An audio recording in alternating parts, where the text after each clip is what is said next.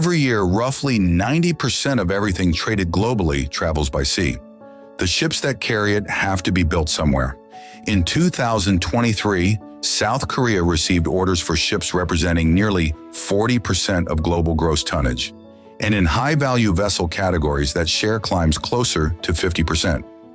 That is one country with a population of around 52 million people, supplying nearly half the world's most sophisticated maritime cargo capacity. So the question is not just how Korea got here. The question is why almost nobody outside the industry seems to know it. The scale becomes clearer when the figures are laid out side by side. According to data from Clarkson Research, a leading London-based maritime analytics firm, South Korea, China, and Japan together account for more than 95% of the world's shipbuilding output by tonnage. But Korea punches well above its tonnage share when it comes to vessel value. The Korea Shipbuilders Association reported that in 2023, Korean yards secured the majority of global orders for liquefied natural gas carriers, the most technically demanding commercial ships in the world. A single LNG carrier can cost around $250 million.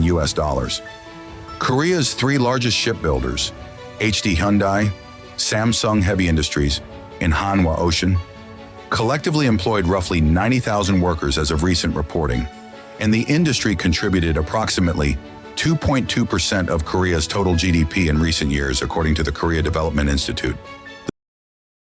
The story begins in deliberate policy, not natural advantage. In the 1960s and early 1970s, Korea had no meaningful shipbuilding tradition. What it had was a government determined to industrialize fast. Under the heavy and chemical industry drive of the early 1970s, the Park administration directed state investment and subsidized loans towards steel, petrochemicals, and shipbuilding simultaneously.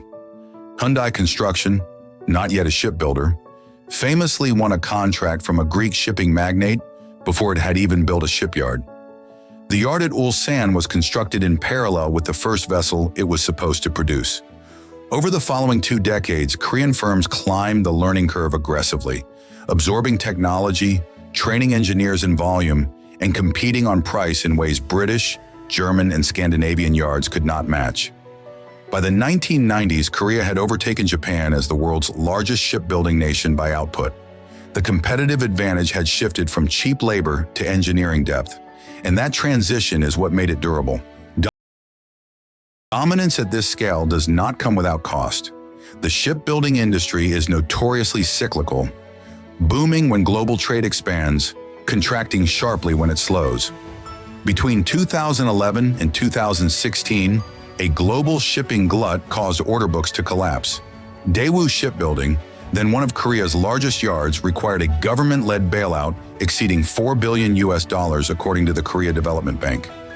Tens of thousands of workers in cities like Gyeonggi and Ulsan lost jobs in a matter of years. And the relentless pressure to win contracts drove some firms to accept orders at prices below their own production costs, a practice known in the industry as loss leader bidding. Today, the industry faces a new structural tension. China has closed much of the cost gap and now leads globally by total tonnage output. Korea's answer has been to move further up the value chain, specializing in LNG carriers, ammonia fuel vessels, and autonomous ship technology. But that pivot requires constant reinvestment, and the workforce required is shrinking as Korean birth rates fall. Korea's shipbuilding story is, at its core, a story about the relationship between industrial policy and compounding advantage. A government bet, placed in the early 1970s, created the conditions for private firms to build expertise over decades. That expertise became a moat, not because the technology was secret, but because the accumulated engineering culture, the supply chains, and the trained workforce were simply too deep to replicate quickly. The lesson for anyone watching global industry is this: the industries that seem invisible to the general public are often the ones that matter most to how the world actually functions. Shipping is infrastructure.